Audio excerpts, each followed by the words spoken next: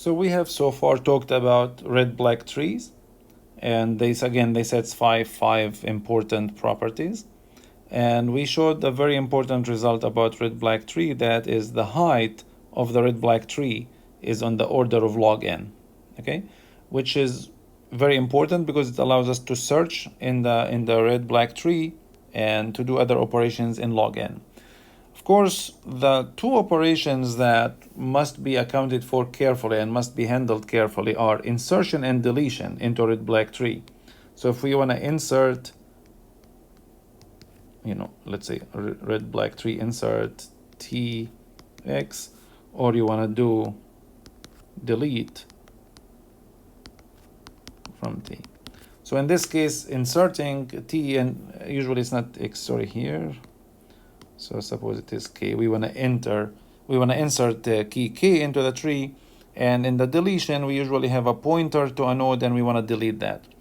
Both of these operations are very involved, okay? Very involved, and if you look at any algorithms textbook, you might find them in the full gory details of all the special cases you have to account for.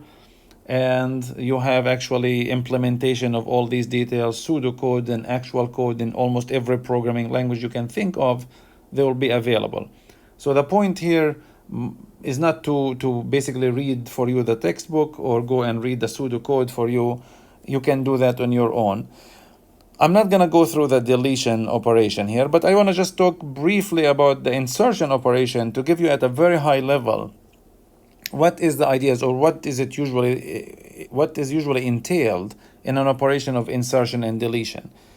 Okay, so the way we do these operations, the first thing we do is we do a binary search tree operation. So if I want to, again, let's now focus on insertion. So the first thing I want to do is basically think about it is that insert k into t in the same way we insert k into a BST, into a binary search tree. In other words, forget about the red and black properties, just insert it, make sure that the key that doesn't violate any property of the binary search tree, okay? Now, when we do this, so once we do this, if the result doesn't violate any properties, of course we are done. If it does violate, we need to fix things, right? What do I mean by that? So once we insert this, we could violate, for example, the property that now if we insert it and its color is red, we might all of a sudden create a situation where a node and its child are both red. That violates the property. If we insert a node and it is black, then we might actually violate the property that all the paths from a node X to a leaf, all of them have the same number of black nodes. If any of these things happen, we have to fix the problem. If you insert a red node and doesn't cause any problems, then we are done. But if it violates a property, we have to fix that. Okay. So since I said we insert k into t in the same way we insert k into a binary search tree, remember that in a binary search tree, the key that we insert is always a leaf. Because we traverse all the way from the root and we say, should we go left or right? So at every step we keep going left or right until we get to a leaf node in the binary search tree, and the key we want to insert goes into a node either as a left child or as a right child. So it's always a leaf. Okay, so the node X, whose key is k, is now a leaf in the red-black tree T, right? So this is just by virtue of the insertion in a binary search tree. We're not doing anything specific here, okay? So now we know the following. Since it's a leaf, X must have a parent. Let's call that parent Y. Okay. If it doesn't have a parent, then it must be also the root, and the tree was empty, and we are not violating anything. We are done. So we had an empty tree. We inserted a node in it, just color it black, and then everything is fine. Okay. So X must have a parent Y, again, because of by the definition of the way we insert in a binary search tree, X goes all the way as a leaf, so it must have a parent Y. The first thing we want to do is we want to color X red. Okay, so we want to color X red. Okay, so the first thing I want to do here now is that let's color X red. Okay, why do we want to color X red, not black? We could have colored X black. If we color X red, what property would be violated if we violate anything? If we color X red, since it's a leaf, it's not gonna, of course, the root is still black, and every node is still either red or black, and the nil leaves are still black. But if the property that would be violated if we insert a node whose color is red is that property 4, that we have now Y is red and X is red, and that's not good. If we insert X and we color it black, now what we are violating property 5, which is we could have created a situation now where some paths from a node X have more black nodes than some other paths. It's better to color it red, because if we color it red and Y is red, the only fix we need to do here, the only modification we need to do is going to be local. We just need to focus on X and Y and try to do some sort of recoloring in this neighborhood of X and Y to fix that problem. If we insert the X and color it black, imagine that now some of the paths from the root have more black nodes than some of the other paths from the root to a leaf. Now the entire tree has been messed up, and the fix and modification will be much more global. So while in theory we could have labeled X, we could have colored X black and then do the fixing, it's much easier for us, at least in figuring out all the details, to color it red and do the fixing of that. Okay, so we color X red, and if Y is black, now let's look at step 4 in the algorithm. Step 4 here. If Y is black, then we are done. Okay. So if I insert X, I color X red, but Y is black, well, what property I would be violating? Nothing. The root is still black, the nil leaves are still black, every node is still either red or black. I don't have a situation where I have a red node has a child that is red node, and I haven't changed the number of black nodes on any path, so I cannot violate property 5. So if Y is black, we are done. So really the problem is that if Y is red. Okay, so if Y is red, we need to look at the situation, and we need to fix that, because we cannot have X and Y both red. So now we have X red. Let's actually do this. We have this situation. X is red and Y is red. And I will make the following statement. Y cannot be the root. Y must have some parent. Let's call it W. Why can't Y be the root? Because if Y is red, and we know red-black trees, the root is black, therefore Y cannot be the root. Right? So Y is not the root, so Y must have a parent. Let's call it W. Now let's look at two situations of W. There are two cases now, with this scenario here. So look at this, what I drew here, Y is the right child of W. So let's look at the left child of W. Okay? So the left child of W is that we have two cases, case 1 and case 2. Okay.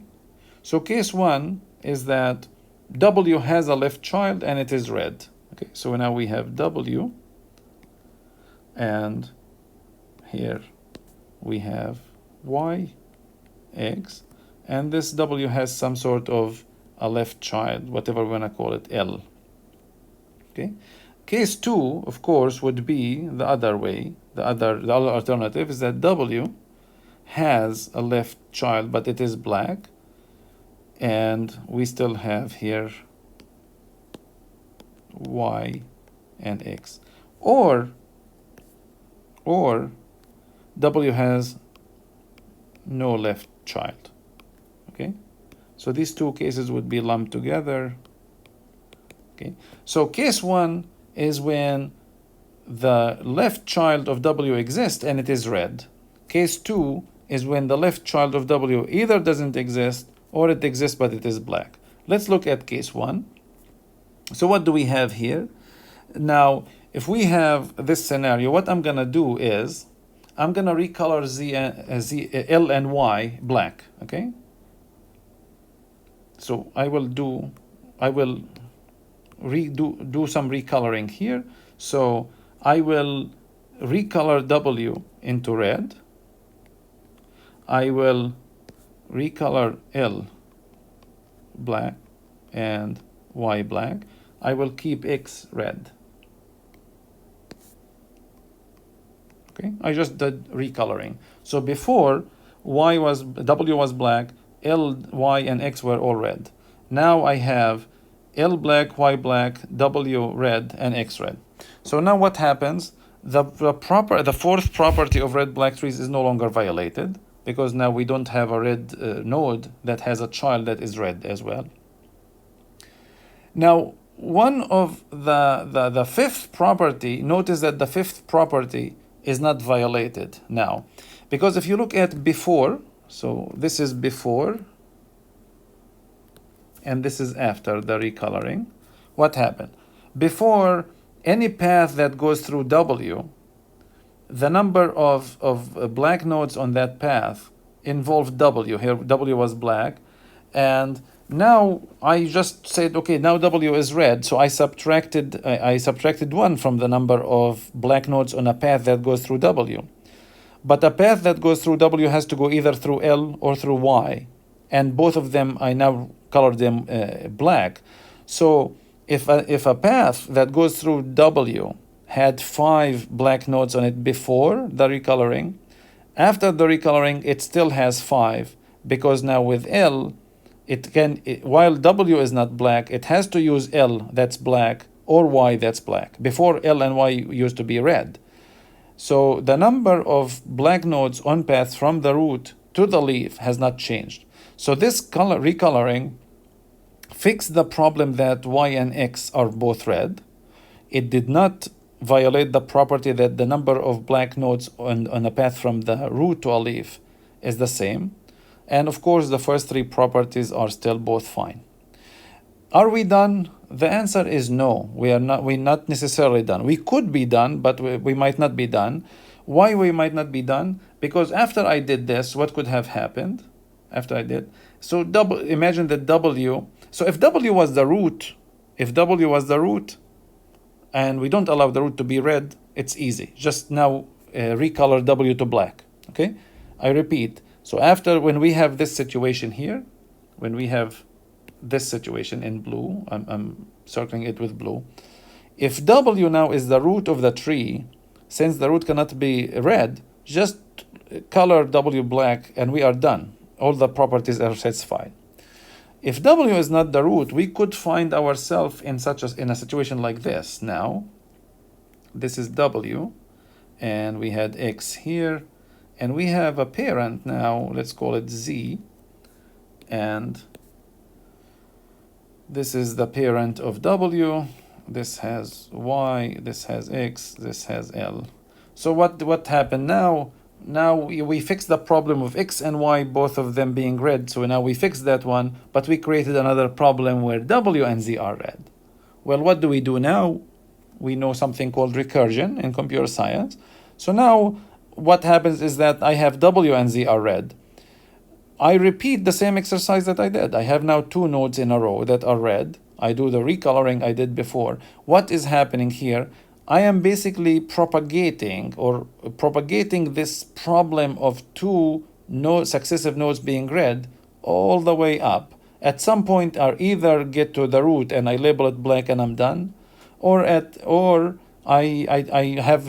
don't have the problem of 2 red nodes in a row. Okay, so again, to repeat, if I have X is red, its parent is red, and X's uncle is red, L, I relabel the parent and uncle, I recolor the parent and uncle into black, and the grandparent I turn it into red, then we don't have any problem violated for this subtree here that involves W, L, Y, X and their subtree. If W is the root, since I don't allow the root to be red, I just label it black, I'm done. If W is not the root and it has a parent Z, if Z is black, we are done. If Z is red, we go back to the same problem, but now instead of with X and Y, now it is with W and Z. We repeat the same exercise, but notice that we are propagating it up now. So we are now higher in the tree. If you now fix W and Z, you might find now Z and V, for example. You do the same thing and propagate it one more thing up. Now, but how much up can we go in a red-black tree? So I cannot keep propagating forever, right? I mean, I have to get to the root. Well, in the worst case, I'm going from the leaf X to the root, and in the worst case, the length of that path from the leaf X to the root, the worst case, it is the height of the tree. Remember that the height of the tree is on the order of log n. Therefore, this operation of fixing this problem is going to take on the order of log n, because every time I do this recoloring, it's a constant number of operations. And if I need to keep fixing pairs of nodes, going up the tree, it's going to take me on the order of log n number of times to keep doing that. Okay, so this kind of fixing of the colors is going to take on the order of log n.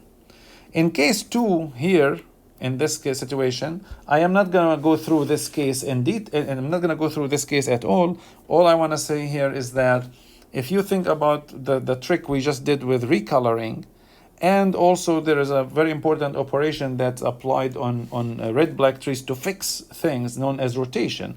If you do some rotation, some recoloring, you will be fine. Let me just say what rotation is. So if you have a tree like this, of this form, Y has left child X, and it has subtree here, let's call it A, and X has B and C. If I do right rotation